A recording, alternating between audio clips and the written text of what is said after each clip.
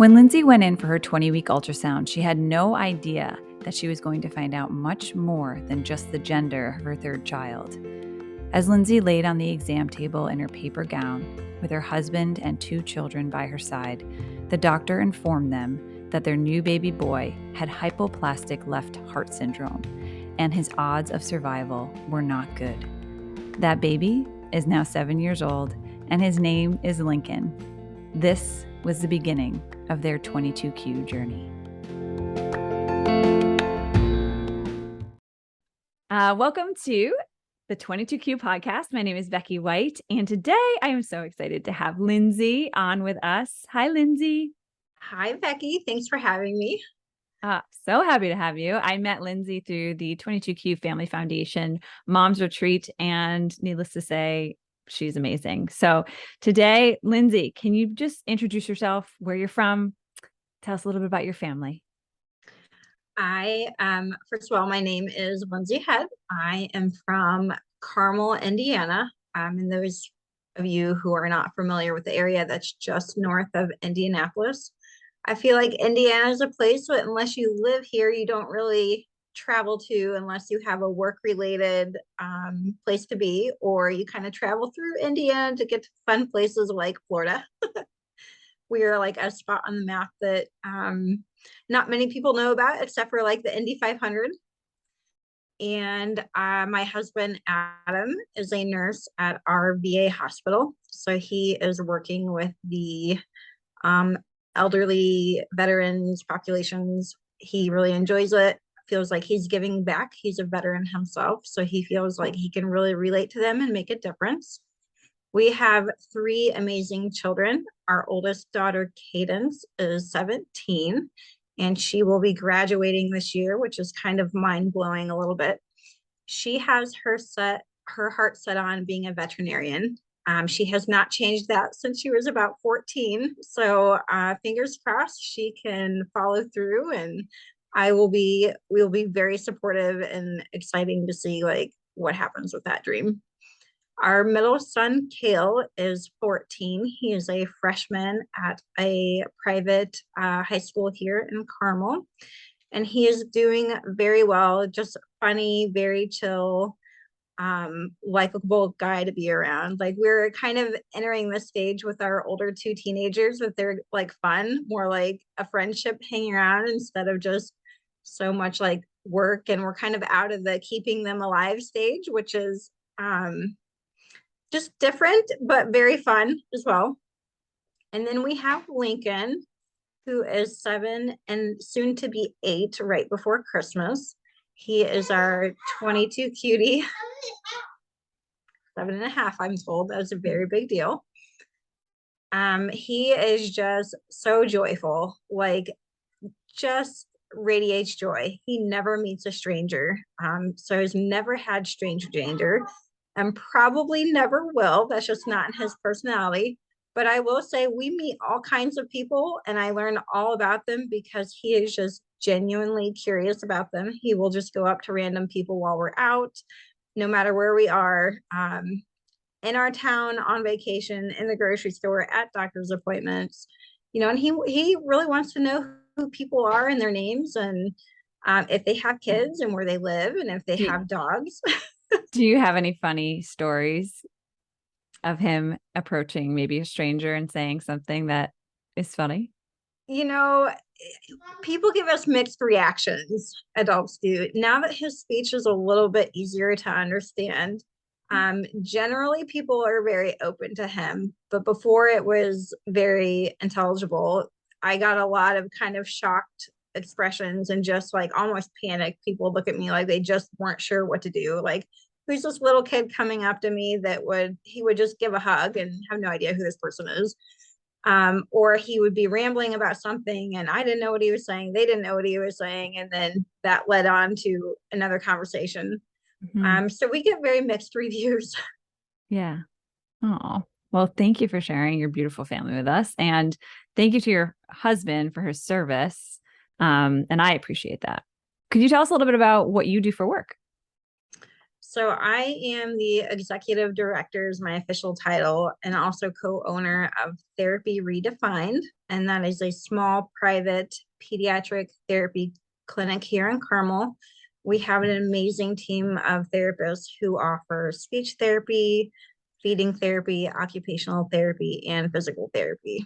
Mhm. So I kind of live and breathe in this world of special needs and extra needs. And so I have been kind of in this world, I feel like one foot in this world and one foot in healthcare since Lincoln was born. So previous to having Lincoln, most of my professional career has been in healthcare in some form or another. When we decided to expand our family from 2 kids to 3, we had a hard time getting pregnant, which was not the case for the first two. So I thought, well, what better time to go back to school full time? I really loved healthcare. I felt like I made a difference. I really had a passion for orthopedics. So at that time, I thought, okay, I'm going to go back to school to be a physician assistant. I feel like I have a strong hold on what this looks like, what the responsibility is, and how I can make a difference in people's lives. And so then a year into school full time for that is when I got pregnant with Lincoln after a very long time of trying. So that was a surprise, but a great Right. one. Yeah. Um, and I get very sick with my pregnancies. And I feel Do like you? each child I've had, I get more and more sick. Oh, So the timing of it, I was just kind of finishing up finals that first year and just starting to really feel yucky. And I thought, okay, we did the first initial doctor's appointments. I was kind of doing what I knew my body could tolerate and just kind of keeping my head above water um, before we got any kind of diagnoses or anything. And I thought, okay, well, I can do this. I can take the next fall semester off and then come back in the spring and we'll just be delayed a semester, no big deal. I can have my cake and eat it too. right. So we get pregnant. I finished that first year of school, and over the summer, I'm just really, really sick. Like morning sickness on steroids, just Ugh. all the time, no relief. And at the time I had a 9 and 6 year old. So Wow. trying to keep them entertained and trying to keep their life as normal as possible while being very ill was very hard because at that time, Adam was a nurse. He graduated as a nurse and he was working, 12-hour shifts and everything. So I had been going to the doctor a lot anyway.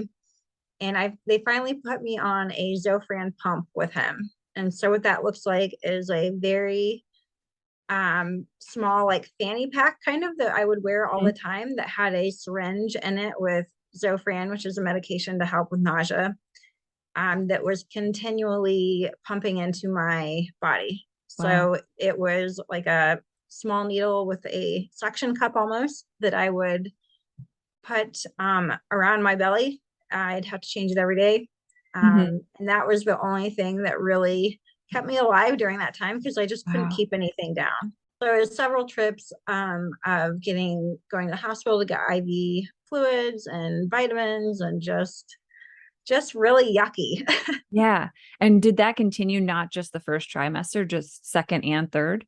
Yes, so I was Wow. able to, that was mostly first and second trimester. By the end of the second trimester, I was able to ditch the pump, which was great, Wow. and then Mhm. manage just with oral medication. Yeah. Wow. So I never got to experience the fun like pregnancy cravings with actually any of my kids, just because I was doing good to keep everything down. And that's just, I think, genetically how my body handles it, but it's definitely like each child I've had, it just got worse and worse. Yeah. Wow. That is so much. And at the time, did you have any idea of Link's diagnosis yet? So I didn't. Okay. And I would say, so other than being sick, I didn't have any problems with blood sugar or high blood pressure or any other really complications, Mhm. other than I just was sick like all the Right. time. So we go into our 20-week ultrasound and we were very excited. We weren't going to find out what the gender of the baby was. we thought, okay, this is our tiebreaker. We already had a daughter, we had a son, and we were going to see what it was. I was the only one that had that opinion. My husband and my other two children really wanted to know what it was going to be. So they kind of wore me down.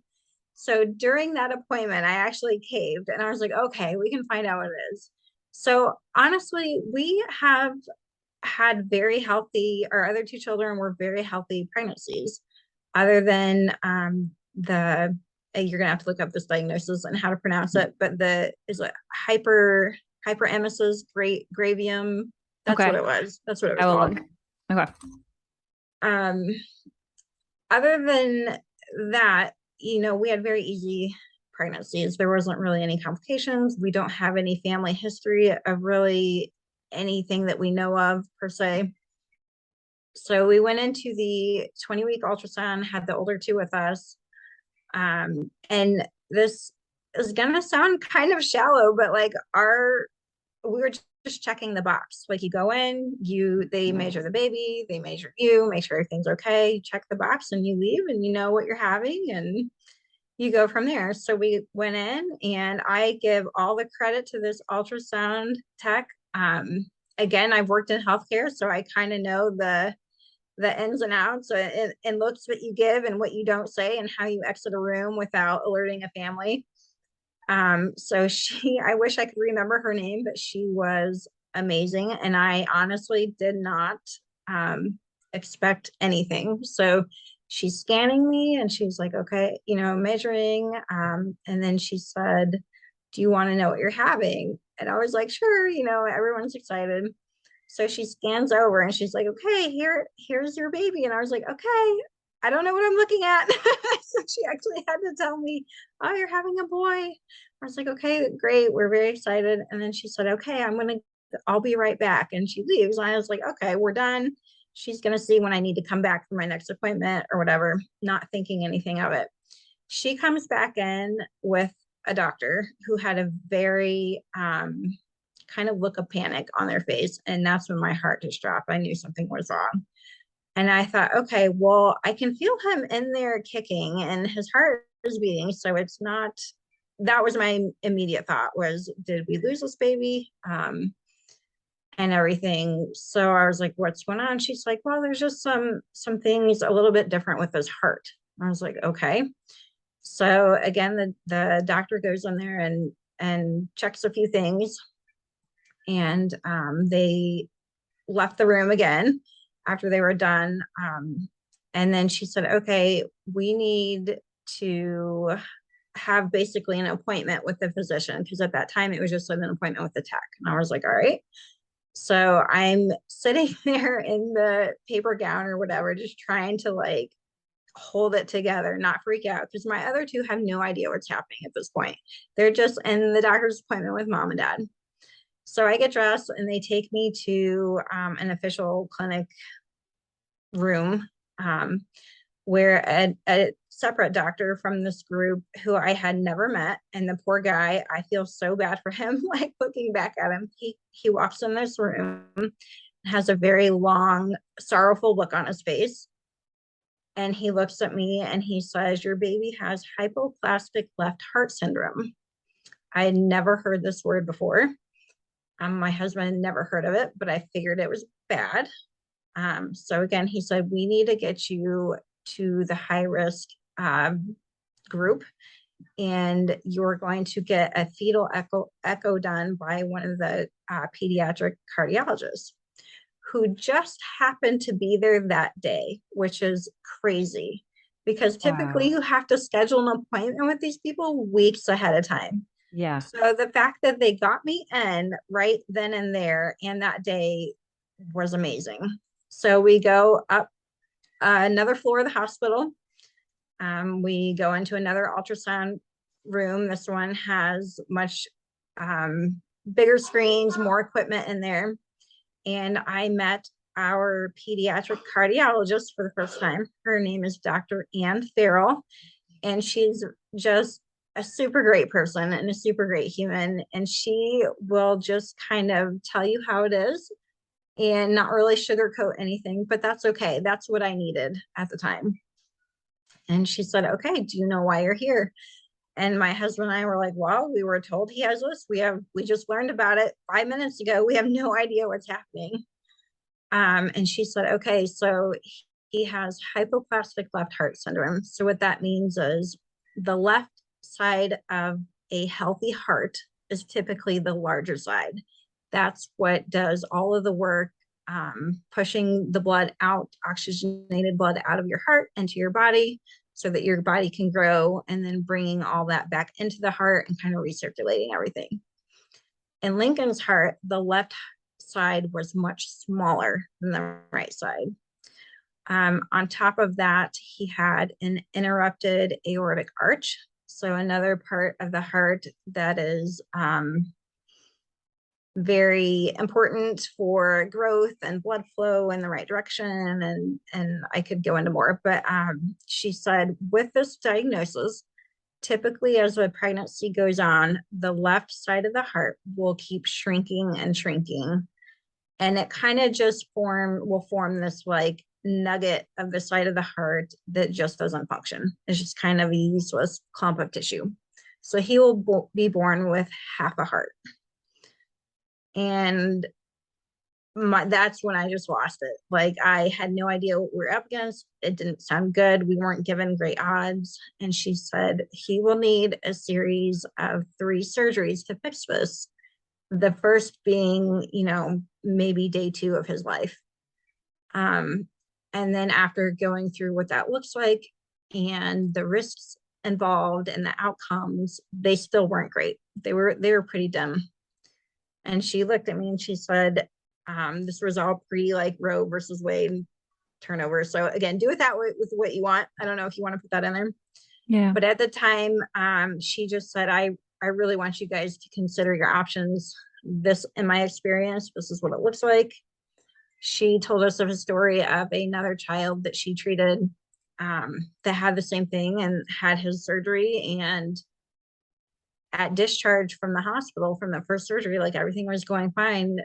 He went to bear down to have a bowel movement in his car seat and passed away because his heart just could not tolerate the amount of repair that it needed. So she just kept telling us, consider your options. You'll go on to have other healthy children. And I don't blame her for that. There's no hard feelings there. It's just, it is what it is. It's hard. Yeah. Yeah. And in that moment, when she's saying this to you, because I think it's important to share this, and thank you for sharing that, because I feel that in the 22q community, many families have had that question asked. And when we do find out the diagnosis, if you find out before they are here and delivered, in that moment, when she says this to you, what did you and your husband do? What are you thinking in that moment? So my immediate gut reaction was like, well, that's not an option for us. Like, even if his odds aren't great, that's just us personally where we stand. That's just not an option for us. We're going to give him the best chance that he can get and just see where it takes us. So I was completely just a hot mess. My husband was a mess also, but able to hold it together a little bit better. Mm-hmm, mm-hmm. Yeah. And after that visit, I'm sure there were many, I don't want to speak for you, but I'm assuming many doctor's appointments, many ultrasounds leading up to. And when Lincoln's delivery date was here, can you tell us like where you delivered and what that day was like for you and your family? Yes. So that was followed up with weekly ultrasounds and weekly measurements of his heart to see what it was doing. And then she actually ended up changing his diagnosis a little bit from that 20-week ultrasound to right before he was born. She said, the left side of his heart is actually still growing. It's still small, but it's growing at the appropriate rate as like the right side. So it wasn't shrinking into this small mass of useless tissue that she thought was going to happen.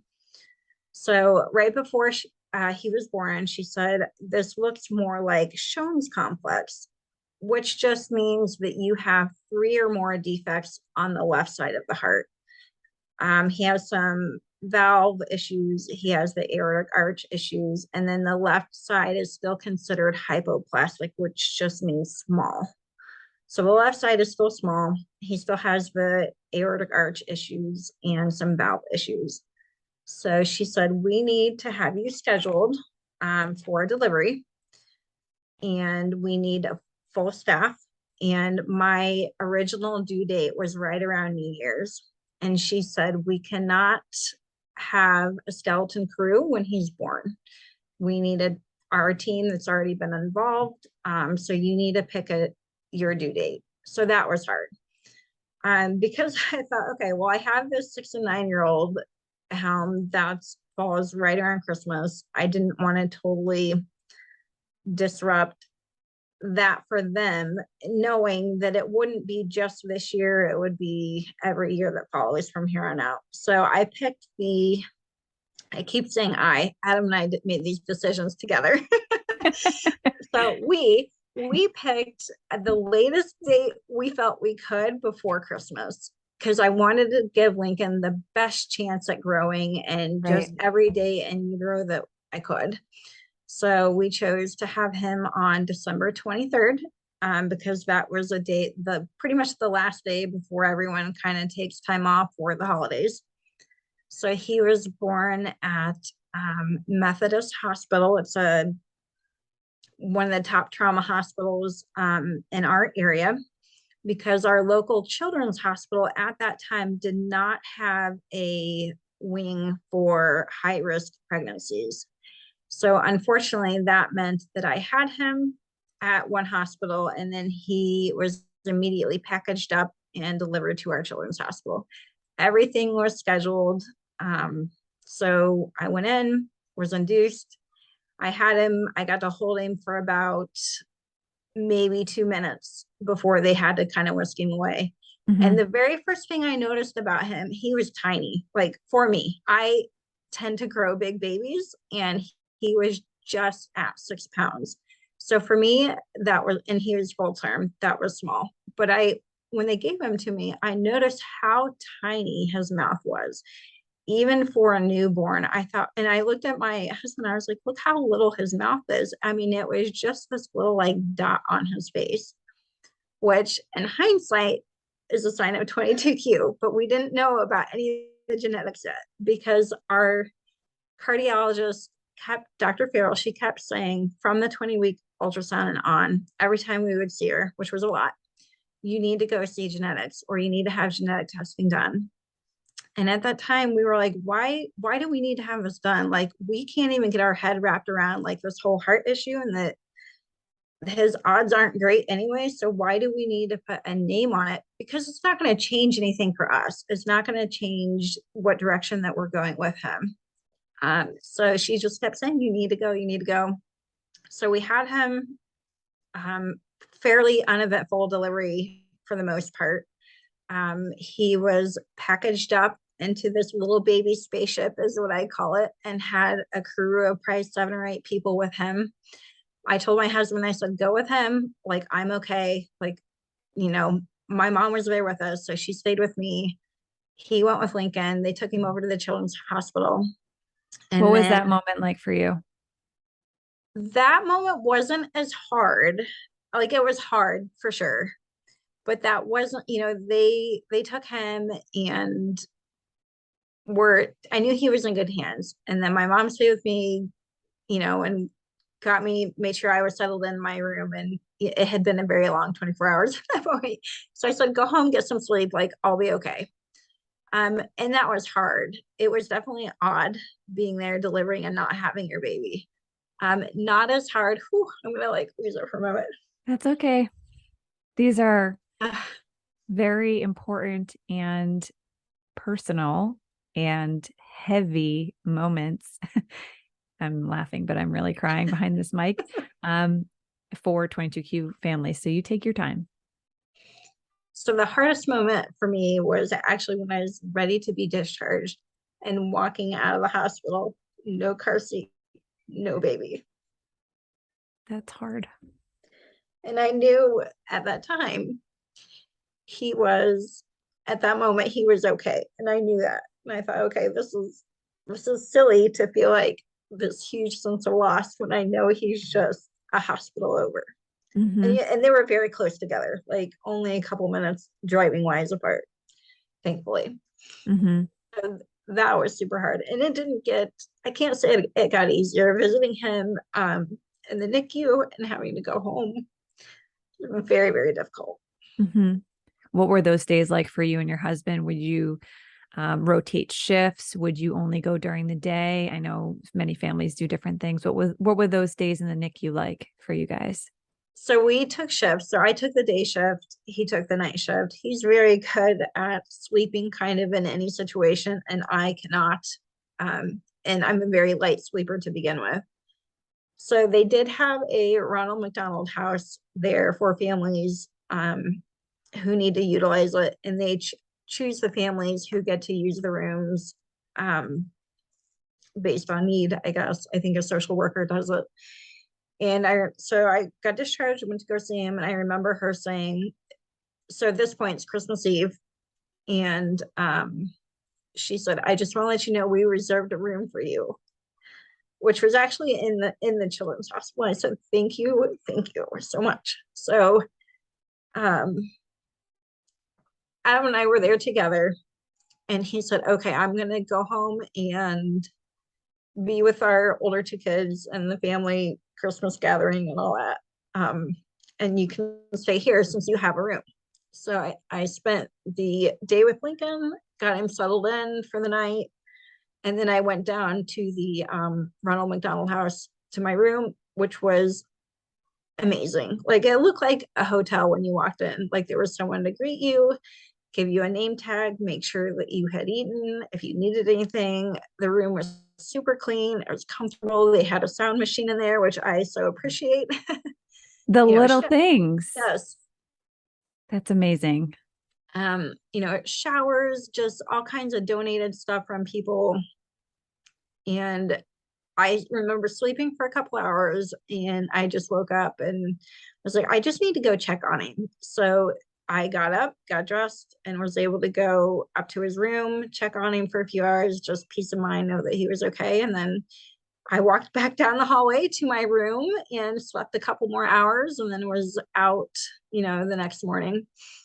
But all in all, he's like our little modern day miracle because to this day, he has never had open heart surgery. Wow. And How I rare can, is that for that yes, diagnosis? yes. I guess I should add when we found out about all his heart stuff, like part of my panic and survival mode was I called our pastor, I called our house church leaders and group, and I just said, we really need to have like a night where we're just praying for this baby. I said, this is what the doctors are telling us. This is what science is telling us.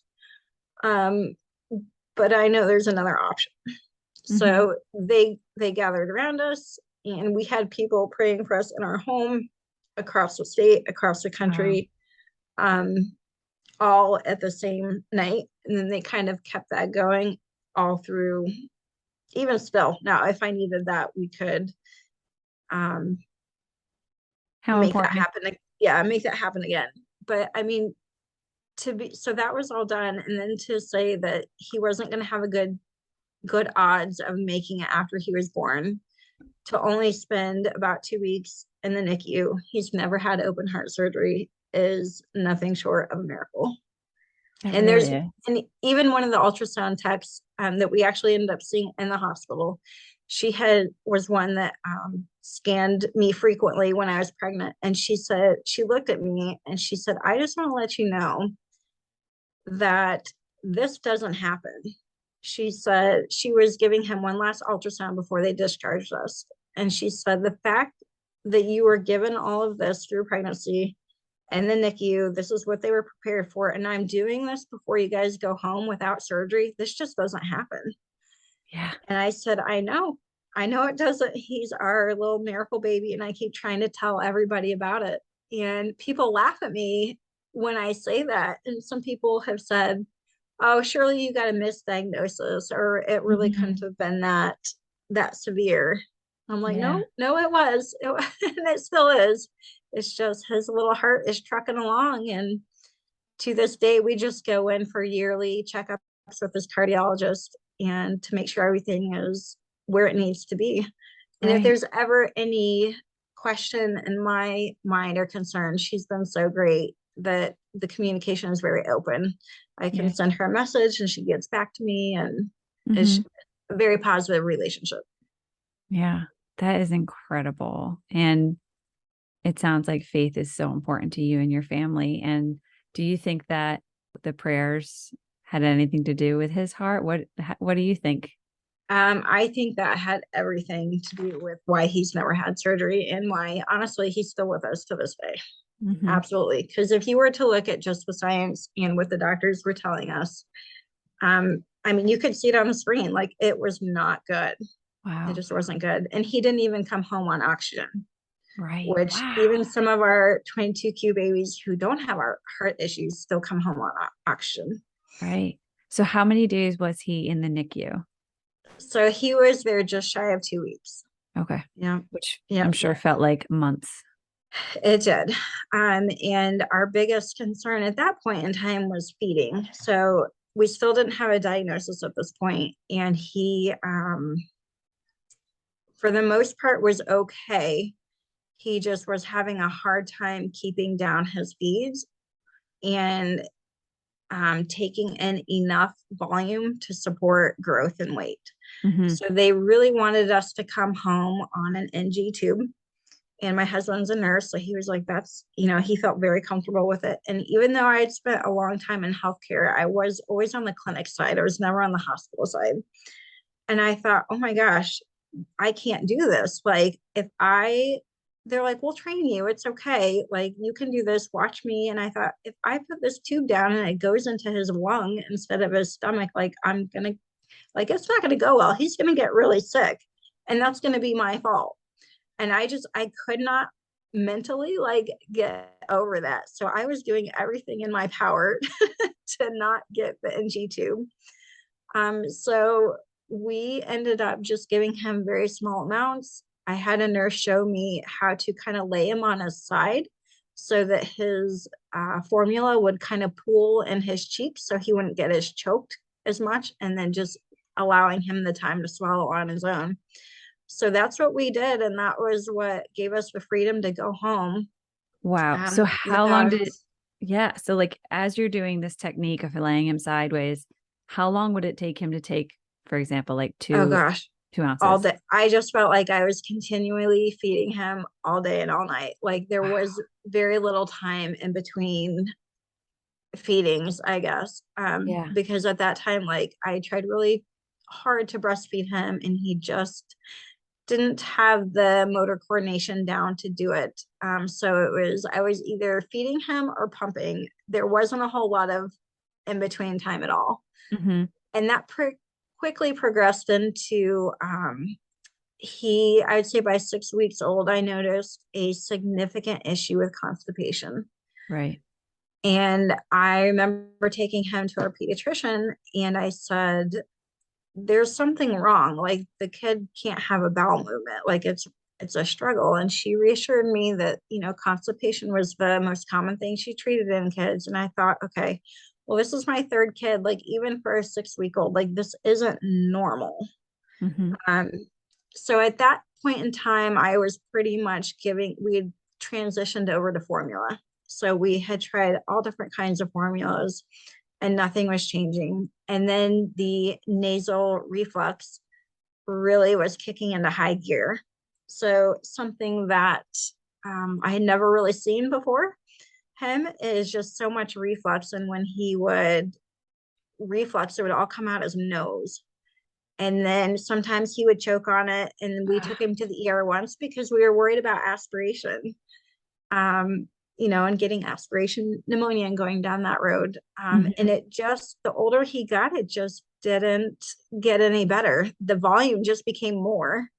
And the poor guy was just miserable all the time. And he still couldn't have a bowel movement. So that first year, honestly, it was like a blur. So, like, no sleep, and he just was in pain all the time. And without going into a whole lot of detail, finally, we were trying to transition from purees into purees that had a little bit of like diced carrot or pea or something. And it was to the point that it was very obvious that he could not pass that solid piece of food. And so we had an appointment for him to see GI and have a colonoscopy done. And doing a colonoscopy prep with a 1-year-old is not fun at all. No. Anyway, so we take him in to have his colonoscopy, and the doctor came out about 4 minutes later. I was like, what happened? Like, you couldn't have done anything in that 4 minutes. And he's like, well, I already know what the problem is. And I was like, well, great. What is it? And he said the opening to his rectum was only about 20% the size of what it should have been. He said, I can't even get my scope in there. So this is what it is. It was very kind of superficial. So nothing super involved, nothing like had to be reconstructed or anything, just widened per se. So we will get him scheduled and we'll just keep an eye on it when he's healing. And this should be the end of it. Yeah. And was so it? we had that surgery done, and it was like they gave me a brand new baby back. Oh, It good. was just night and day. Like, he was so happy. We weren't good. spending 24 hours a day crying all the time because he was in pain. And then you throw in, you know, him not like hitting his milestones that first year. And we thought, okay, well, is it the heart defect? Like, that can cause babies to be delayed, or is it because he's in so much pain all the time? Like, he can't do tummy time because he'll reflux and aspirate, or he can't sit because his rectum is hurting all the time. So we didn't go a whole lot of places because he just cried all the time. So I remember calling my mom at one point in time. I was at home and I said, can you just bring me a package of diapers? Like, we're out. And she's like, yeah, not a problem. So she was able to go to the store and drop off, a package of diapers for me. And thank goodness we had a great support system of family and friends nearby, because I honestly don't remember, like, did I even cook meals during that time? I don't even know. Somehow my family ate, the rest of us, and stayed alive. But they figured it out. I don't remember a whole lot of that year. Yes, I feel the same about the first year. Had the surgery to fix his rectum, and he healed and everything. I was like, okay, we can like take a breath of fresh air. Like, we're maintaining at this point. Like, his heart is stable. You know, we got this fixed. He's not writhing in pain. The reflux had really settled down. And then, so again, we go back into cardiology because we're still seeing her very frequently at that point in time. And Dr. Farrell looked at me and she said, she kept making comments about his ears. He has little ears. And I was like, well, he has a little mouth. Like, that's just how he's made. And she said, well, there's a high chance because of his heart issue that coincides with the genetic syndrome. So I finally, at that time, was able to have the headspace to even consider that. And I was like, okay, so what does this mean? Like, how do we test for any syndrome? And she's like, it's just a blood test. It takes, a little bit of time because they're going to test for all kinds of things, and it just takes time to come back. So I was like, okay, we'll get his blood drawn. No big deal. And we actually, I think that was the first time we actually ever traveled with Lincoln. We went to my best friend's house in Wisconsin and spent some time with them. And so we were there, like, we hadn't seen them in forever, and just really enjoying this new stage of life. Right. And I got a phone call from the geneticist while I was there, and the kids were all playing. And I just very casually picked up the phone thinking it's an appointment reminder or what have you. And they're like, oh, this is so-and-so from the genetics department. And I was like, oh, okay. Hi, what's going on? Not really thinking anything of it. And they're like, oh, we have your test results back. And I was like, okay.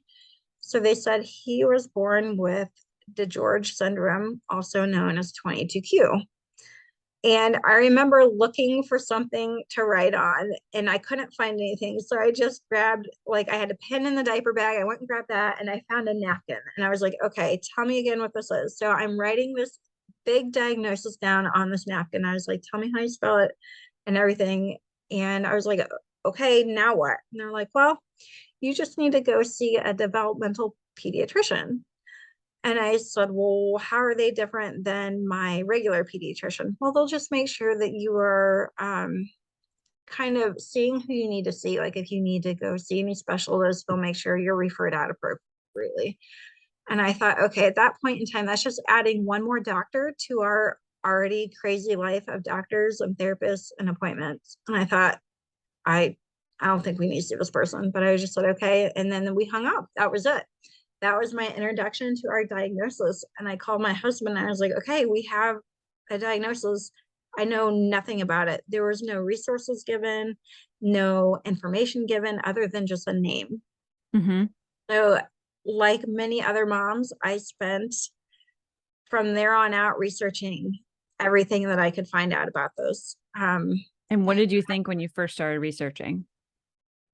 I And just what you remember found? thinking nobody, like, this is so rare. That was the first thing that stood out to me, is how rare it was. And I felt so kind of lost in this big world. And here I have this child with syndrome and no one really kind of knew what to do with it. So our first step was going back to our pediatrician, because at this point in time, I'd still decided we didn't need to deal with developmental pediatrics. So we go back in, and again, I remember her walking in and her jaw kind of hit the floor. Why? And she was not expecting anything really to come back either. And she said, okay. She's like, I have seen a few other patients with this, and it's not very common. And we really started to evaluate what kind of happened up until that point. And she's like, this explains kind of everything that we had gone through. Mm-hmm.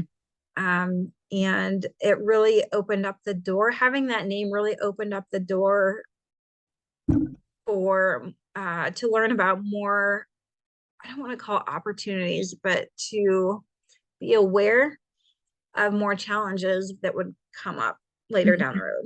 Mm-hmm. How So did that then, make you feel getting that diagnosis? Like, did it feel like relief? Did it feel like a giant monster on your shoulders that you had no idea how to tackle? Like, what were you thinking in that moment? How'd that make you feel when you finally got that diagnosis? so when they gave me the diagnosis, I can't honestly say that I had a feeling of like heaviness or relief, because I wasn't given any information, like zero information. They literally said, oh, here's this name, go see developmental peds. I was like, okay. So to me, that was no different than saying, like, you have high blood pressure. Okay, go see Right, your doctor. I was like, okay. right, And I was at my right. friend's house that we hadn't seen. So I just, we really enjoyed our time together. And I really didn't start diving deep into it and researching and finding out more until we got home.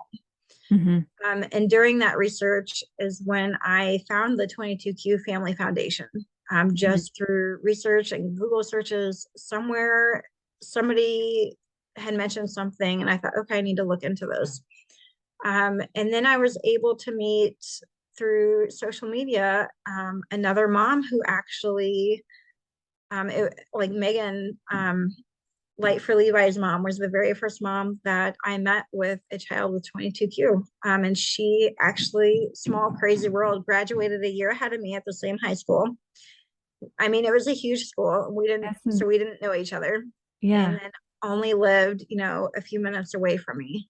right. So being able to speak to someone who was also going through this journey was that part was a huge relief. I thought, Mm-hmm. okay, at least I'm not alone in this right now. Like if I had a question, or like, who are you seeing for, ENT? Who are you seeing for therapy, or what's working or what's not working? That was a huge help. She's the one that told me about the very first 22Q Moms retreat. At the time, I was a stay-at-home mom and things financially were really tight, but I just looked at my husband and I said, I need to go. Like, I need to meet these other moms and figure out what this means. Like, because we're very much in the throes of doctors and therapy and trying to keep him healthy. Basically just trying to keep him alive every day. Was that we were still, that like lasted for so long. I feel like with a typical newborn that lasts like the first year-ish. Mm-hmm. And in our situation, it was probably the first almost 4 years of his life. Mm-hmm. I'm just kind of going and dealing with everything. And I said, I need to go and learn. I need to learn from these other moms because they Mm-hmm. know more than any of these doctors that we've seen.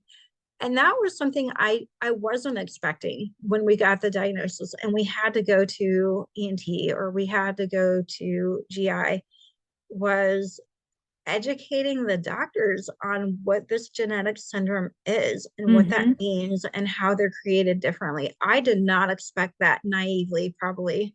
Right. And probably no fault of their own per se. They can't know everything. There's so many rare syndromes, but that's what surprised me the most Mm-hmm. Mm-hmm. in this whole thing was having to educate these doctors who I at the time held on a very high pedestal. Right. Right. And with many people I know, for myself too, you look at a doctor and they tell you something and you say immediately say, "Oh, okay." You don't Yeah, question them. But I right. feel that as special needs moms and 22q moms, you quickly learn that go with your gut sort of Yes. instincts. Have you ever Yes. had to follow your gut with maybe a different diagnosis a doctor said and then get a second opinion? Yes, and that Yeah. was probably the hardest thing or most awkward conversation I've had to have. And that was for Lincoln was diagnosed with VPI, like several of our 22q kiddos. VPI is velopharyngeal insufficiency. So what that means is their palate in their mouth does not move back and forth like yours and mine and most people's. So when we speak and we have to kind of close off our airway to make more of those explosive sounds like the P's and the B's and the D's, their palate doesn't move. So they're not able to get that closure. So especially like if you think about eating, your palate automatically moves back to close off your airway typically so you don't choke. That's just a function of our body that it just happens. And we don't necessarily know it's happening until it doesn't. And then you take a drink of water and you start choking on it unexpectedly, or you swallow something and choke on it. But in these kids who have EPI, that palate doesn't move back and forth as well as it should.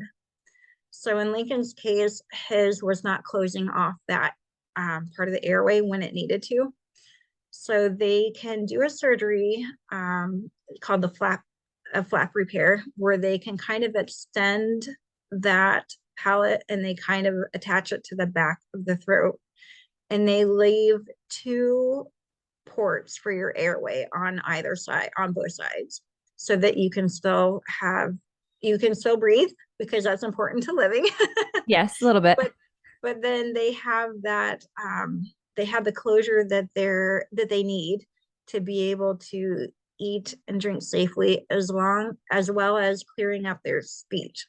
Mm-hmm. That helps them make not sound so nasally all the time. Mm-hmm. Mm-hmm. And yeah, speech Yeah. clarity and food safety is a huge priority and Yeah. benefit of the surgery.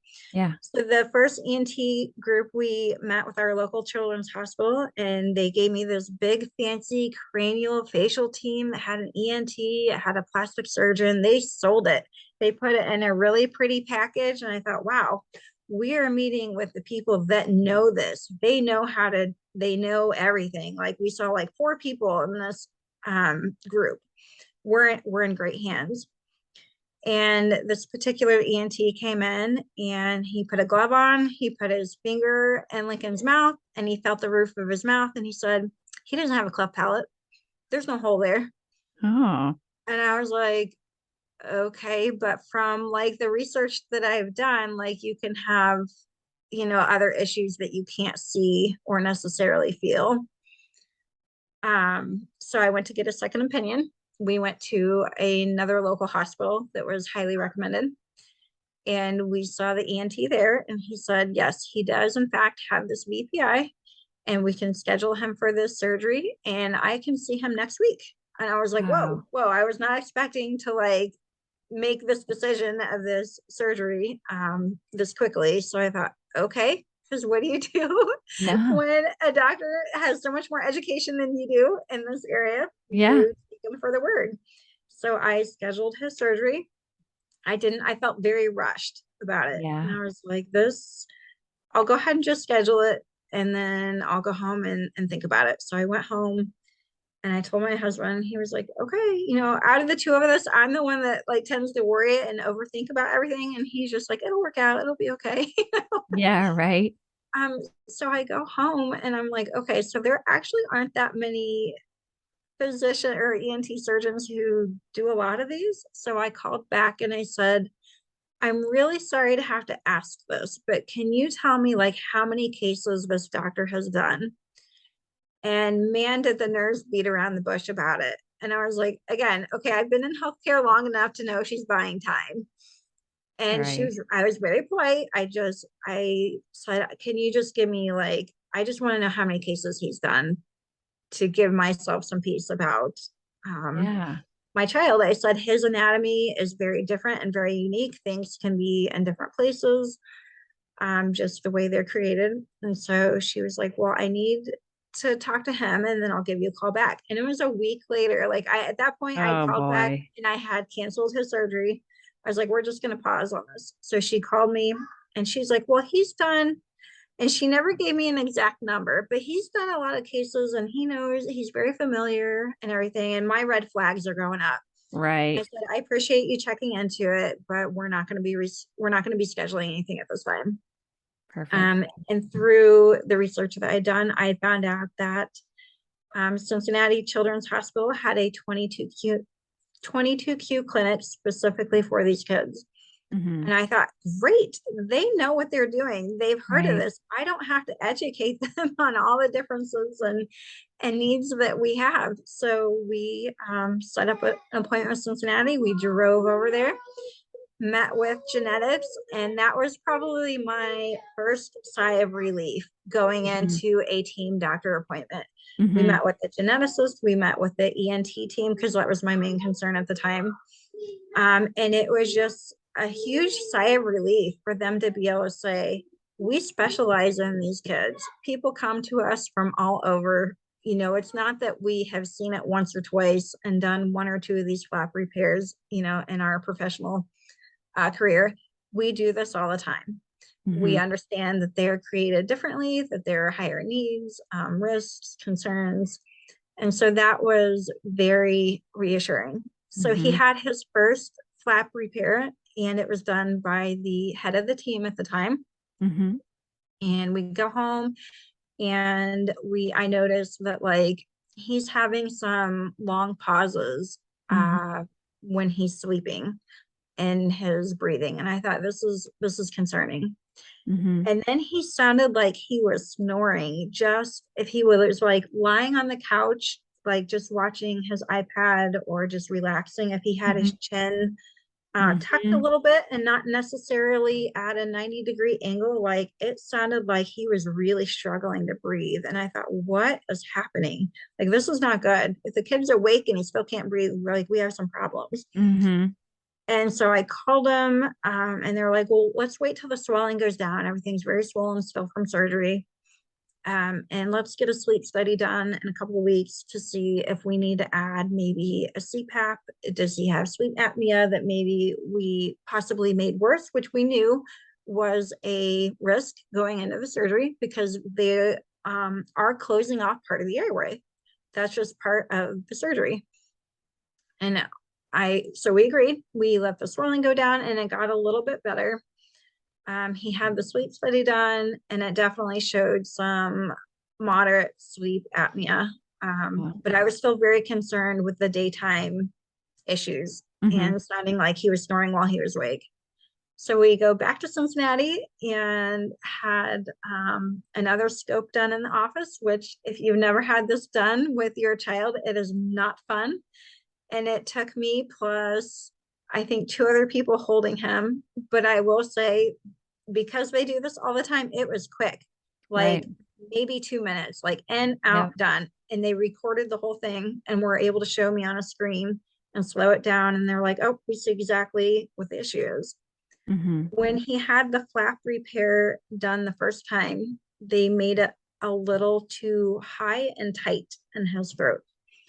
So those two air ports that I was talking about that should be like a circular shape, like on each side of the flap, Mm-hmm. or more like a vertical slit per Gotcha. se. Okay. So he was not moving the air that he should be because it was just too tight. Mm-hmm. And they said, okay, we need to just go in there and lower it a little bit, and that'll resolve this issue. And I thought, oh my gosh, the first surgery was pretty, like, it was pretty traumatic. Going back to the first surgery, we had an anesthesiologist who over medicated him. So when he Oh was my coming gosh. out, they called us back to recovery because Lincoln does not like anesthesia for some reason makes him very angry. And Really? And yes, how and old was we, he at this time? so he was Okay. four So you have a years old. 4-year-old who's very upset. And I told him, I said, when he wakes up, or like, get me back to the recovery room before he wakes up because he is going to be angry and that just makes everything worse. And then you have this huge like incision in your throat that you're not supposed to like scream and have pressure. And I'm like, he's going to freak out. So they brought me back there, thankfully, right as they were waking him up. So I was able to calm him pretty quickly.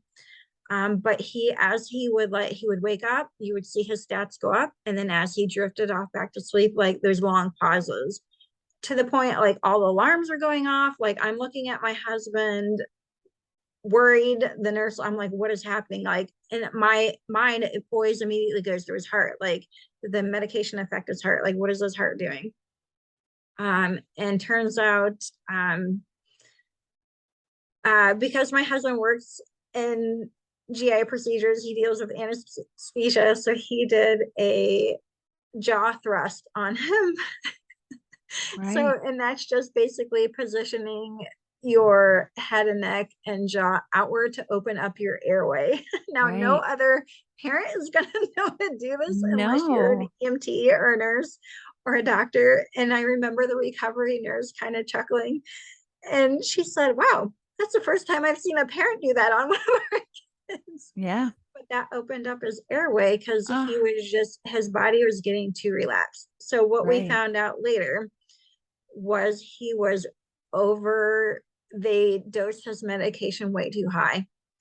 And so Oh they had to gosh. give him more medication to kind of reverse that effect. So that was very scary. Ah. But again, you trust the team. And Mm. I don't think this particular anesthesiologist was bad. We don't harbor any ill feelings or anything. I think she just had a pre-calculated dose for his height and weight and didn't take into consideration anything else he had going on, which Right. was unfortunately unfortunate. But I mean, he came out of it. It just took him a very, A very while. long time. Yeah. Wow. So so going back into them telling us that we needed to go through all this again, I was like, oh gosh. Ah. But like it had to be done because the kid Yeah. couldn't breathe. So we go back in. I was like, okay, so let's schedule with this doctor who did it. And they're like, oh, well, she's now taken this other position and not really doing surgeries anymore. I was like, Ah. great. Yeah. So we're going to give you to Dr. So and so. And they couldn't pronounce his name. And again, because I've been in healthcare long enough, I'm like, okay, well, obviously he's new because nobody knows how to pronounce this guy's name. Right. Like Right. nobody's really worked with him. I'm like, great. Exactly. Yep. Now they're giving us to someone who has probably not the most experience. Mm-hmm. And going back to your question of like, what was one of the hardest things I've had to do? And I've had to like, I had a Zoom call with this surgeon who his professional resume looked amazing. I'm not gonna lie. And I said, please forgive me. Like this is no ill will towards you. I said, but we've already gone through this once and didn't have a great outcome. Mm-hmm. So we're going into revision. and I really don't want to be here a third time. So I said, can you tell me your experience in doing this? And I was very, very hesitant. And it made me feel about this big, questioning the surgeon. And I give him so much credit because he took this conversation so well and so respectfully. And he's like, I understand where you're coming from as a parent, not wanting to put your child through this. And so we had a very long conversation. And so he actually agreed to bring in um, probably the most senior surgeon they had on their team. That's And wonderful. he said, if it's okay with you, I would still like to be in there with him and be a part of this. But this other physician will be the main surgeon. I said, absolutely. I said, I'm really sorry. I don't feel comfortable with you being the only one in there. Mhm. And And I just how, kept no, but like that apologizing. takes so much guts to do. I mean, to be able to do that for like a surgeon, I have high respect for surgeons and doctors and nurses, Yes. and I am nowhere close to as educated as them, but that takes a lot It, for a parent it, to it took a lot, advocate.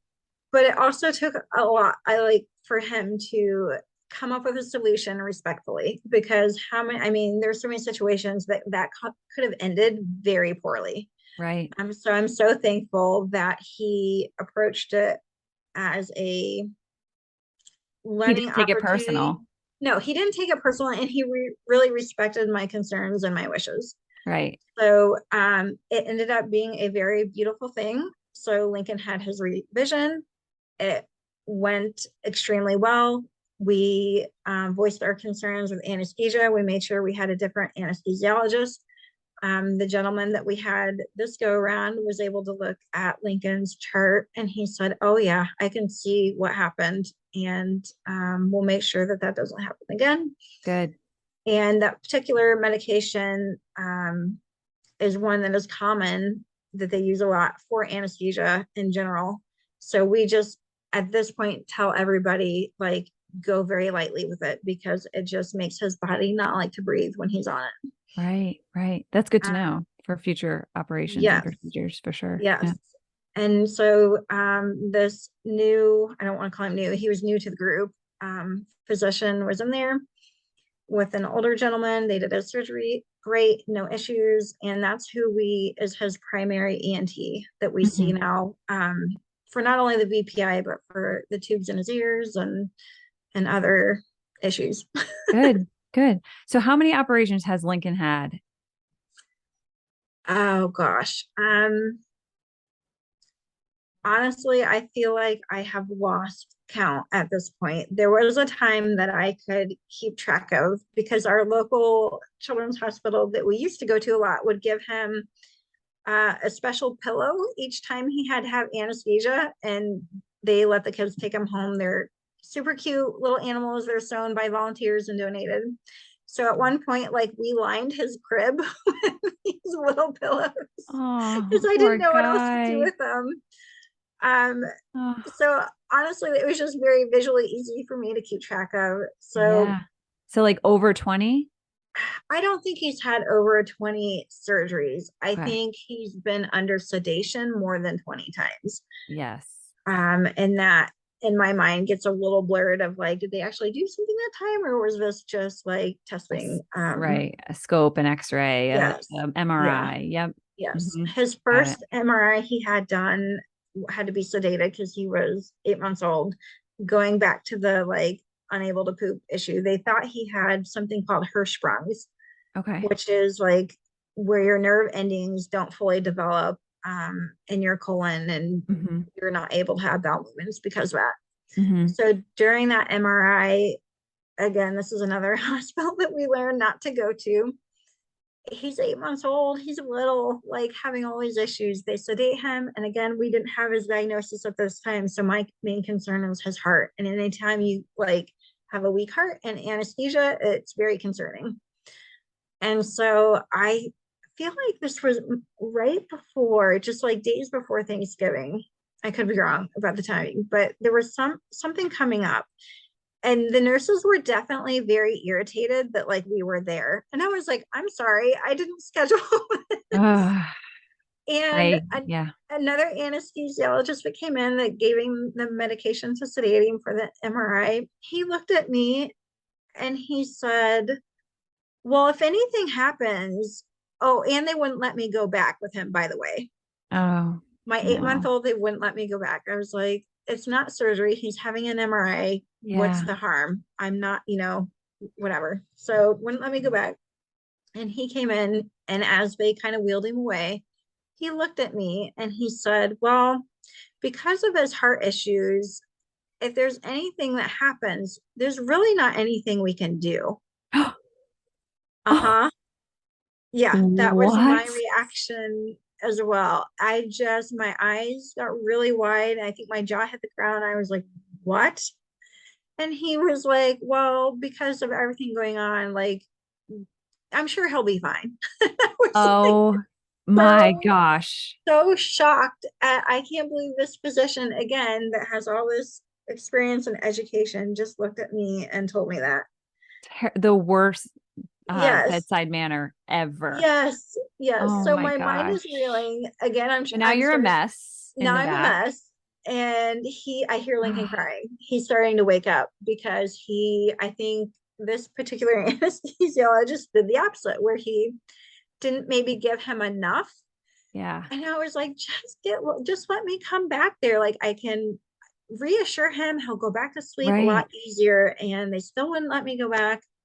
We're able to get him to go back to sleep, finish the MRI, and came back out. And then, of Mhm. course, he was slow to wake up because he Mhm. had all this extra medication on board. Oh man. But then that's when they found out that he had a tethered cord as Okay. well. Hmm. And that was something I'd never heard of. I was like, okay, Yeah. again, tell me what this means. Yeah. And his situation, I know everybody's degree varies and is different, but in Lincoln's situation, they were like, well, you need to go to see urology. Hmm. And I was like, because a lot of the times this can affect if they're able to like hold a full bladder or not. And this could affect his kidneys and so on. So we go to urology, we have all kinds of testing done. And they said, we're actually really glad that this was an incidental finding because he wasn't having any UTIs or anything. He said the first thing you probably would have noticed, and he's only like 18 months at this point, is you would have never been able to potty train him Wow. because of the way the spinal cord was. And you're going to have to look this up That's okay. specifically. Um, Like and it's pulling. Yes, I think because of the way it was pulling and the nerve endings, whatnot, he wouldn't have been able to hold a full bladder and you would have just had continual kind of voiding all the time. Hmm. Hmm. So we had send us to neurosurgery to have this surgery done. And our neurosurgeon was amazing. She's actually was a former, she originally went to school to be a nurse and was a nurse and then went back to school to become this neurosurgeon. Wow. So I just so appreciate her experience as a nurse and as a doctor. And Hmm. she was fantastic, was able to explain everything easily. And thankfully his was fairly mild. Good. So he had that surgery done and recovered. And it was actually during his recovery from that when he got his 22q diagnosis. Diagnosis. Wow.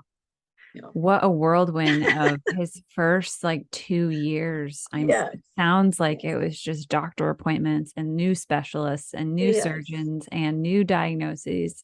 Yeah. Um, as a 7.5-year-old now, what is Lincoln's like medical challenges, like feeding, heart? What are the big things he's challenged with on a daily basis? So feeding, we're pretty much over the hurdle with. There are a few things that we know he still has a hard time eating, and it's the chewing. He's very low tone, and that affects you head to toe. It's not just like in your core and your arms and your back, it's everything. And a Hmm. lot of people don't think of your jaw and tongue, like your tongue is a muscle. People, I think, forget that. And your jaw needs strength. Yeah. Um, And so he's like has a hard time chewing meat per se. Hmm. So even like if we have like grilled chicken or something, like I cut it up super, super small still for him to Hmm. be able to chew it safely. Hmm. And we had like pulled pork sandwiches, and I thought, okay, it's pulled, it's shredded, like it'll be okay. But even that required enough chewing, he choked on that. So choking is a very real fear of mine because it has happened so much with him. Same. Hmm. I'm like, Yeah, okay, we live at a time that he can get protein a million other different ways. So I don't exactly. stress it. It's not a huge deal for What us. is his diet like? Like, what are his like go-to? Because I know from talking to other 22Q moms, there's always like three things that our kiddos love. What are his? Yes, he loves peanut butter and jelly. And I'm Yeah. so thankful for that because I can get behind that breakfast, lunch, dinner. I don't care. At least he's getting some protein. Yep. That is a definite go-to. Macaroni and cheese, just like most 7.5 year olds, he loves. And that's considered like a safe food for him. Like I don't have to worry about him eating that. And for the most part, he's generally not a picky eater. That's good. He may say, "Oh, I don't like that," or "I don't want to try that." But in our house, like like you're gonna try what the rest of us eat. Yeah. No, And thank you, bite. yes, yes. And then if you don't like it, then you don't have to eat it. Hmm. So now that you've talked about the medical challenges that Lincoln's face, what are some physical challenges that he's facing? Like anything with mobility, OT, PT, speech, toileting? So he was potty trained when he was over 4. Like I remember thinking at the time, like I gotta get him potty trained. We took what I call a gap year in between preschool and kindergarten. We did he was in developmental preschool for a few years, and then traditionally they would send them from that in our school community to kindergarten. And I Hmm. was like, wait, this is a lot. Like you can't expect a kid to go from 2 hours a day, 3 days a week to 8 hour day long of kindergarten. And he was still very delayed, especially in speech and fine motor. Um, so we got to come up with something different. So he actually ended up going to a year at our community preschool. That's what I Hmm. consider our gap year.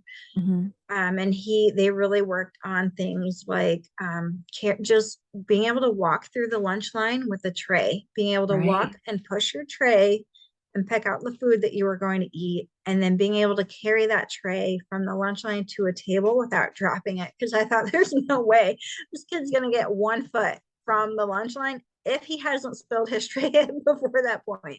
Yeah. Just really, I had to really approach the school with like functional goals. Like, we really need to work on this functional stuff before we can even entertain the idea of kindergarten. Yep. No, that's Um, smart. so we worked on that. And during that year, that gap year is when he had the VPI repair done. So his speech came a long way after Hmm. that repair was done. There are still a few times now, even at 7.5, I'm like, I'm not sure what you said, or I'll tell him, I'm like, slow down. And then if I still don't get it, I'll ask him to think of a different word for what he's trying to tell me. Hmm. And typically, if I have the context, I can figure out what he's talking about. Hmm. But it is, he still goes to speech privately once a week. He Hmm. has private OT once a week because fine motor things are very hard still. Hmm. So holding a pencil the correct way, being able to write your letters, write a sentence, things that they're doing in first grade that most people don't think about. Write a sentence about, or even just draw a picture about what you did this weekend. It became a fight very early on, even in kindergarten, because it was hard. Right. And if he was experiencing so much frustration because of how hard it was, he just kind of shut down. Hmm. So then that turned into like what the school was calling like a refusal. And so I just it did an was, eye roll for those of you who yes. can't see my face. I did a big eye roll, but we went, continue, Lindsay. we went from, yeah, so we ended up the very end of kindergarten. I got this email and it was talking about all these behaviors that he's having and refusals. And I thought, this is my joyful kid who Mm-hmm. the only time I ever truly see him upset is like when like a medical procedure is being done or something. He has a love for life like I've not seen in anyone. And he's a people pleaser and he Mm-hmm. generally loves people. And I was like, what you're telling me is not making sense. And I said, can I come in and just observe? And in our particular kindergarten classroom, there wasn't a way that I could observe without him knowing. So I tried to Right. sneakily, like while they were reading, like just kind of step in the corner of the room. And that lasted maybe 7 minutes before he saw me. Exactly. Right. Oh, Which was so I said hi to him and I was like, I'm just here to watch and help out. I'm here to help the teachers. So I think I started like folding some papers or something to make it look like I was like working for the teacher and not in yeah. there to watch him. And then I saw it and he was sitting there and it was time for them to draw a picture and write a sentence. And you could just see him physically shut down. It was, everything from he didn't even want to color because it was hard to hold the crayon, and he didn't want to draw a picture because it was hard to do, which then led into I can't write a sentence because I didn't draw my picture.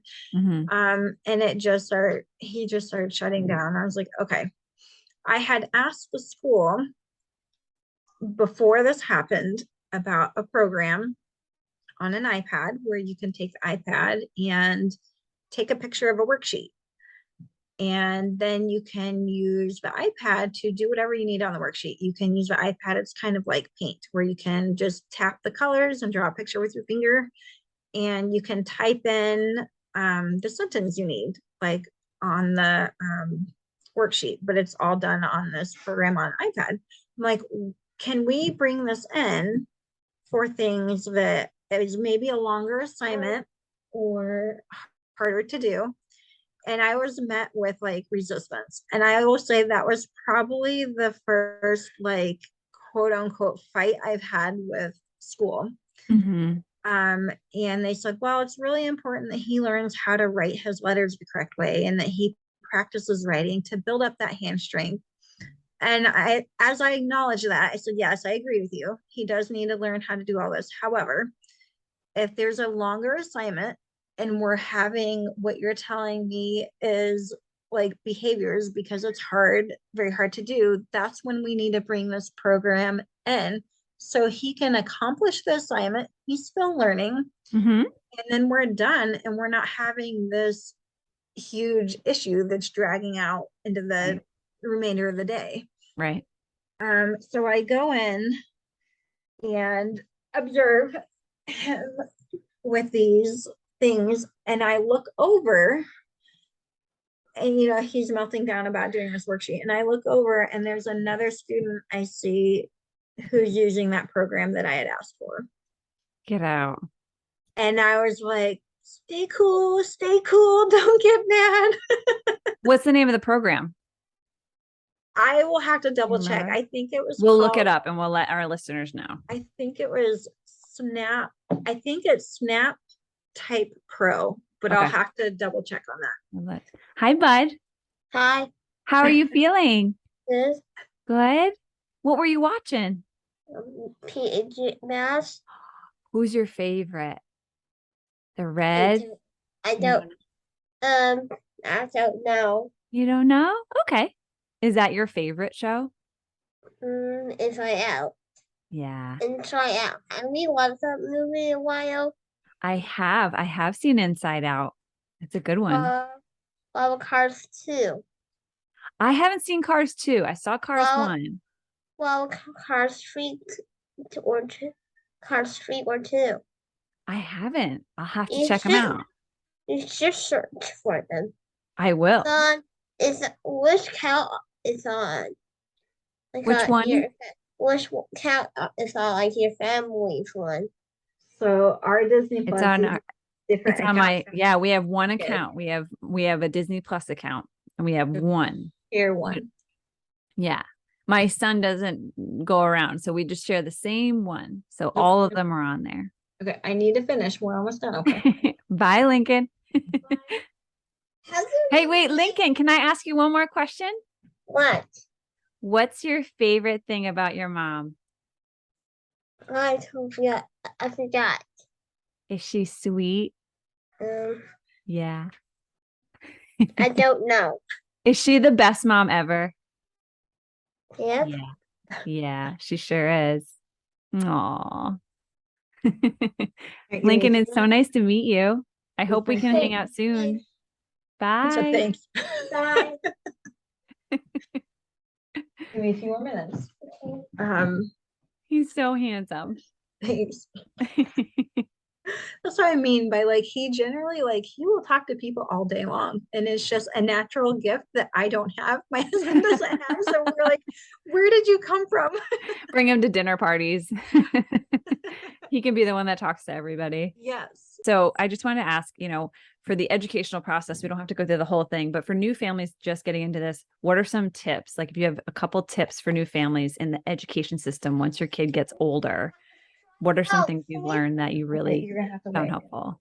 So him being only 7.5, we're still fairly new into the school system, but just because of where I work and the clients we serve, I mean, it's daily that I hear different needs that either are being met or not being met in school systems and how to go about it. So I feel like I have been kind of at an advantage because when they tried to push Lincoln from developmental preschool to kindergarten, I knew that there was this other opportunity that they didn't advertise, and that I mean, it all comes down to money. The schools don't have a lot of money, so I knew I had to really ask for it and kind of plead my case.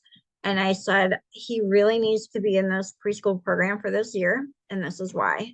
And from speaking to other parents, I knew that they saved 2 spots that were paid for by the school for kids like Lincoln. So again, I research and I try not to take no for an answer. So I guess one of my biggest pieces of advice for new families, whether it's with doctors or the school system, if you feel in your gut that something is not right or that you need something different, that you try not to be afraid to ask for it. And if you're not comfortable asking for it yourself, because that can be very intimidating, whether it's physicians or schools, honestly, try to find someone who can help you advocate for your kid. Absolutely. So because I already knew someone who said, no, actually, they can't do this for you, I was able to walk in there and I said, this is what I would like to see happen and why. And it's important that you go in there with a positive attitude and tone. Absolutely. I was going to say that. Not necessarily like anger, yeah, or anything like that, because you will definitely get a better response with I don't know, being more polite, I guess. But you can also be polite, but also stand your ground. Absolutely. Well. And also educate them. Yes. Because maybe they have never seen a kid with 22q. Yes. So educate them on how different our kiddos are when they're learning. Yes. So going back to what you just said, like, educating them. So when I did that kindergarten observation and I look over and I see another child using this system, I'm trying not to get upset. Their OT came into the room and was working with them and was showing me different tips and tricks that they use with him for different things. And I said, why are we not using this program that I asked for Lincoln? You've already got it in the classroom. One student's already using it. Why are we not making this available? And that's when she quickly started backpedaling, like fervently. She was like, oh, well, we're supposed to do this, but, I'm just going to have you sign this paper right now so that we can go ahead and start the evaluation, and I'll just ask for forgiveness later. And as I'm talking with her, we're filling out this form that he's got to get this evaluation done for this technology to be used in the classroom. She looked at me and she's like, oh yeah, I forget Lincoln has this diagnosis because he doesn't look like it, or he doesn't look like he has this diagnosis. Mm-hmm. And I thought, well, that right there is the problem, Mm-hmm. because unless you know what you're looking for, they don't typically look like there's anything different about them. Mm-hmm. Mm-hmm. In a way, it would be easier to explain or not have to explain or justify if your kid is melting down, Mm-hmm. or why are they 5 years old and they can't talk, and just it would really eliminate a lot of that Right. from teachers and strangers and Mm-hmm. honestly family members. Like, there's been some very hurtful things. I know that my family is not unique to this, and it all comes from a place of good intention. But I definitely have had remarks of like, hey, what do you do all day? And this was when I was Yes. just trying to keep him alive. Yep. Or someone telling him at a family function, well, you just need to use your words. And Oh, if there's one trigger phrase, that is it. When I hear someone say, just use your words. No, it is not that. not that simple. If it was It's that not that simple, simple. I would have already done that. Yeah, that's Or like, really oh, frustrating. he's been in speech for a couple of years, so he's like good now, right? Yeah. Well, no, it doesn't work like that. Oh my gosh. No. What is a big trigger for you? I know that as 22Q parents, there are some things for many of us. There are different things that having medically fragile kids, there are some things that trigger us. What is some of yours? Um, One of them That I didn't. phrase. Yes, so definitely use their words. One of them was actually, and I feel a little bad for reacting this way, but during that first year of life, again, when I said we were just going through so much with him, my husband working 12 hours a day, I have two older kids, we're just trying to like stay alive at this point. Like, and I don't really remember a whole lot from that year, but I do remember my oldest daughter coming home from school and she's like, hey mom, my teacher showed us a really funny video in class today for our brain break. So this particular teacher was like, I have your kids at this point in the day, and it's just good to give them like a brain break. And then we go into what we're learning about, which I had already known about at the beginning of the year. I'm like, okay, fine. And I was like, really, show me, what this video was. And she pulls up YouTube and she shows me the title of the video, and it's called Dumb Ways to Die. And it's cartoon illustrations of these characters. And I don't remember a whole lot about it other than it just shows them like dying in very silly situations. It's meant to be funny, like it's Hmm. meant to not carry a whole lot. And I got so angry and I just said, you need to turn that off. I said, we don't watch stuff like that. Um, and we're just going to be done with it. There's plenty of other things that you could be watching and spending your time with. And we're not like a family that is so strict that like we shield our kids from everything. So keep that in mind. So I thought, okay, sit on Hmm. this. Like, I'm not going to email a teacher. And again, I'm not one that typically ever contacts the school or teachers because I Hmm. firmly believe that they know what they're doing. Hmm. Um, and I thought, okay, just sit on this for 24 hours and see how I feel Yeah. in the morning. And I immediately was just angry. I'm like, here I am. I was at one point like planning a funeral for my unborn child because that's what we were told. And I spent his first year, and this was during that first year. And here I am every day spending every moment of my day and night just keeping this kid alive. Like, and Hmm. this teacher had no way of knowing that. No. And she was very well loved in our community. And 24 hours came, I was still very upset. And so I emailed her and I said, listen, my daughter came home and told me about this video that you showed the class for your brain break. I'm extremely disappointed and very upset about it. I said, please remove that from what you show them. I said, there's literally millions of videos that you could be showing them that would be a brain break. And I said, honestly, I'd rather you remove her from the room, or she can stare at a wall than listen or to watch this. I said, this is what's going on in our life. We take death very seriously at our home. I said, and no, by no means expect you to know that. But I said, that's part of it. Like in our situation, it's a sibling we're trying to keep alive, or, it could be somebody's parent, it could be somebody's grandparent going through something very heavy. So you have no way of knowing that. So this is where I'm coming from. And I just was very firm and I said, please remove this. And basically, like, I'm very disappointed. And at the time, she was a young teacher. She was newly married. She didn't have kids. So I try to give her a little bit of grace. And she called me the next day and she said, Mrs. Head. And immediately I'm like, well, now I feel old. Yeah. She said, I just want to let you know I got your email and I'm so sorry. I didn't mean to mean anything by that. I just want to let you know that I only showed them a clip of that video. It wasn't the whole thing, but I have removed it from my repertoire of what I show them. So again, she apologized, and it was just like, until you walk the road, you just don't know. You just don't know. And I said, I really appreciate it. And I'm sorry that, the email was probably very harsh. Yeah, no. But that was a definite trigger for me. So and I try to give people a little bit of grace, because until I walked this road, I didn't understand what a special needs mom or life or family even really looked like. I didn't know anyone personally. So there was no way for me to know what goes on, so I try to give people grace, but at the same time, I'm human. Right. And have those strong emotions sometimes.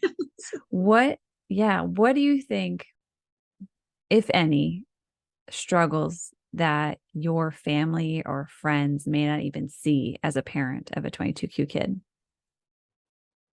Oh gosh. Scenario. Just that, like, it takes you longer to get out of the house. You have to be more careful, like going places, because you can get sick, like anything you want, but things that people may not think. Yes. So things like friends inviting us over just for like Friday night bonfire, Saturday, neighbors, like, hey, come over, hang out with us, when the kids are in bed. And just having to say no repeatedly, not out of, I couldn't leave Lincoln while he was sleeping, like walking over to the neighbor's house, because we're at the point now, like, or when this was happening a lot, I would take the baby monitor, because the baby monitor would work in my neighbor's driveway. Well, a lot of the parents would just like relax, like once the kids went in bed, it would just hang out around a little like patio fire or whatever. And I would have to say no 9 out of 10 invitations, because I was just exhausted, like just completely mentally, emotionally, physically exhausted. And I was like, I just didn't have the energy to sit and socialize about having to listen to take your kid to soccer, or so and so is at a sleepover, all these very normal kid activities. And I thought, you're complaining about this when I'm complaining about being exhausted from doctor's appointments or recoveries from surgeries, or he's sick again for the 4th time in 3 days. So no, when you have those discussions, you can lose friends very quickly, I have learned. And that has been really hard, seeing people who you thought were your really good friends and kind of steadfast people kind of just slowly disappear because of the new demands that are put on you and your family. And not to say that those people are bad people or anything like that. It's just they don't understand. And it's when you can't relate to someone, I mean, you're typically, you can't stay, your life is just going in 2 different directions. So that was very, very difficult to kind of learn. And I guess for us, we didn't really realize it was happening until almost like after the fact. Like, there's so much things that need your immediate attention, hanging out with friends was like not even on the list. Yeah. So then when you would get invited places, or for us, like, you know, when you talk about these things, people just kind of look at you like a deer in headlights, like they're listening to you, but they don't really understand what you're saying, and they don't know how to respond. Mm-hmm. Which again is no fault of their own, because they Mm-hmm. haven't walked this path. Right. So that is still pretty difficult. Mm-hmm. Now that he's a little bit older, we're kind of transitioning out of the medical stuff and transitioning more into the educational concerns and challenges that we're having to face there. So our stage of life looks a little bit different now. And thankfully that I have been to 2 of these retreats and have met so of these amazing moms who just totally get it. And I'm so thankful that we have Zoom and have text messaging, and you know, it's easy to send a message because we never know what's going on in each other's lives. So I'm like, okay, she'll read it and get to me when she has a second to Exactly. herself. Yeah. Just feeling connected. Yes. And that's And something like the older moms that I know you and I have both spoke to, they're like, we didn't have this when our kids were little. yeah, There was no text messaging, there right. was no mom's retreat, there was no Yeah. social media. They were truly cut off, Right. which I Can't imagine. just can't Yeah. imagine. So So what keeps you going? You're very strong in yes, your faith. yes. What keeps you going? You know, I feel like every day is different. Some days I just need a really long nap, and that hardly ever happens. Some days I can just like, I'm like, okay, I just need to lay down for a few minutes, and then I will be able to like just Mhm. process all this a lot better. Mhm. Um, yeah, I rely heavily on my faith. If I did not have that, it would be extremely difficult. Mhm. I have a very small circle of friends who truly understand and get it. So, and you're one of them. Mhm. Thanks. So, you So know, honored. it's not that we're close in physical location, but just the fact that like I know I can send a message or make a phone call at any point in time, and there's a group of you guys that are like, hey, been there, got it, like I'm gonna Mhm. listen to you vent and let you wallow in this for a few minutes, but then at the same time reach out a hand, and they're going to say, okay, it's time to get up, it's time to suck it up, and this is what you have to face, so let's do it. Like, Yeah. I'm here to help you and to walk with you. Mhm. So Yeah. yeah, that's my support that keeps me Mhm. going. Likewise, my friend. And my last question for you is, what has your 22Q kiddo taught you? What has he taught me? So many things. The biggest thing is, honestly, this is going to sound very cliche, but how to be a good human and how to be compassionate. um Before him, I would have said that I was a caring person, and on the outside, you would have been like, "Oh yeah, she's really sweet, and nice." I heard that a lot. You're really sweet and nice, and I'm like, again, before like, I'm like, what does that even mean? Like, does that mean I'm just like a doormat for everybody, or or what? But it was very.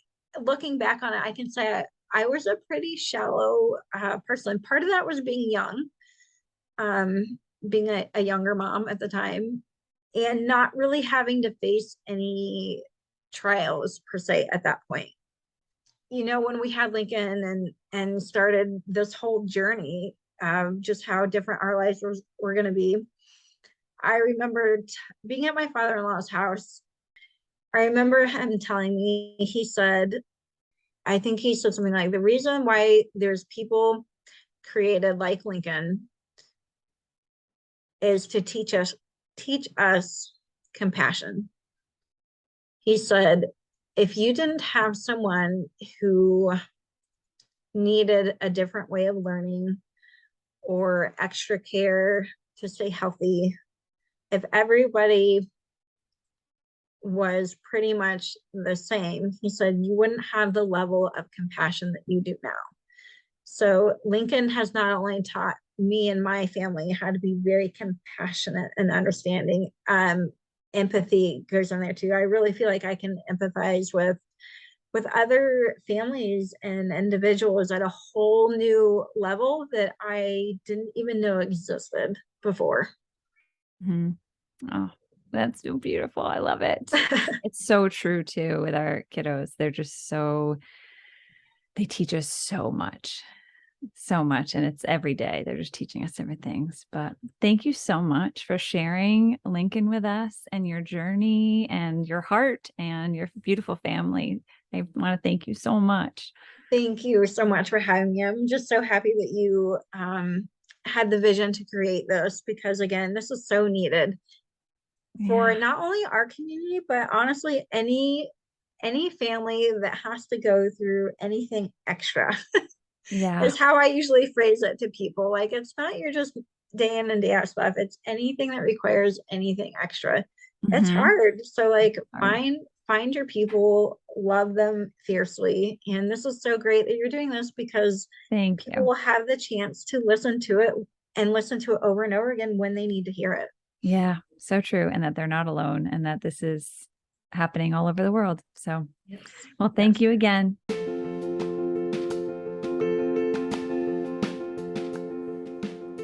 Lindsay, thank you so much for sharing Lincoln with us today. He is such a 22Q warrior, and he is so lucky to have you as his mom. And for anyone who would like to contact me, you can reach me at 22qpodcast@gmail.com with any questions, concerns, or if you're interested on being on this podcast. Until next time, thank you again. Please share this and subscribe wherever you listen to your podcast. And never forget, 22Q family, that you are not alone.